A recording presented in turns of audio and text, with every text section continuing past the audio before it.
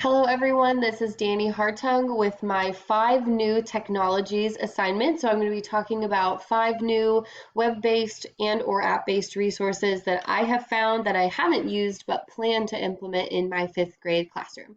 So the first one up is called Rivet. This resource is an online website offering free reading materials at various levels and in multiple languages. So students can go in, select their reading level, and then pick books for free that they can either read or have read to them. And it's literally as easy as just flipping through the pages. Currently, I'm not even signed up to have an account for this website, but all of these books are free. Second is Skitch, which is either an app based or it's available via Mac, which I don't have, but I do have iPads in my classroom that allows easy photo editing without the use of social media. I actually went to an in-service this past year in which Tara Martin talked about her hashtag book snaps idea, where students take pictures of book pages and then decorate them using Snapchat to help remember important points or to personally connect to the material.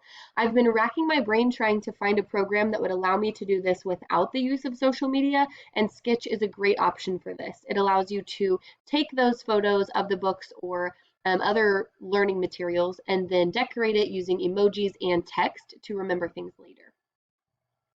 Third on my list is Mindomo, which is an online platform for the digital creation of mind mapping and outlining resources.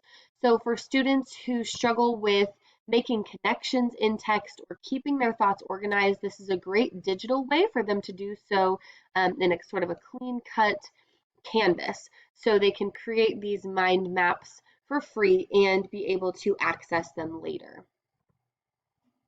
Glogster is my next resource. This is a website that does have an accompanying iPad app. This actually allows students to create their own multimedia presentation posters.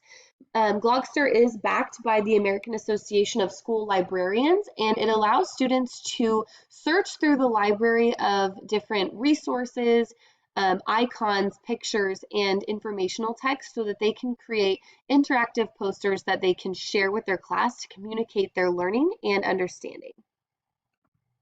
My last resource was actually shared with me by a fellow teacher. It's a website called Hour of Code. So this is a tutorial designed to help students be introduced to coding, to computer software engineering at the beginner level, and it connects it to things like Minecraft that many of them are already interested in.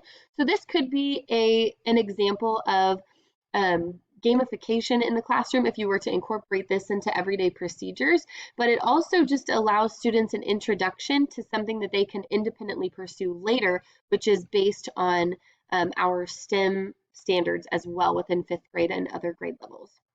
So there you have it. Those are my 5 new resources that I have found. I based all of my selections on 5th grade KSDE and NGSS standards, and I also linked each of them to ISTE standards, which will be found in my write-up that I include in my post on the Google community. If you have any questions, feel free to let me know, and I look forward to seeing what everyone else has found as well.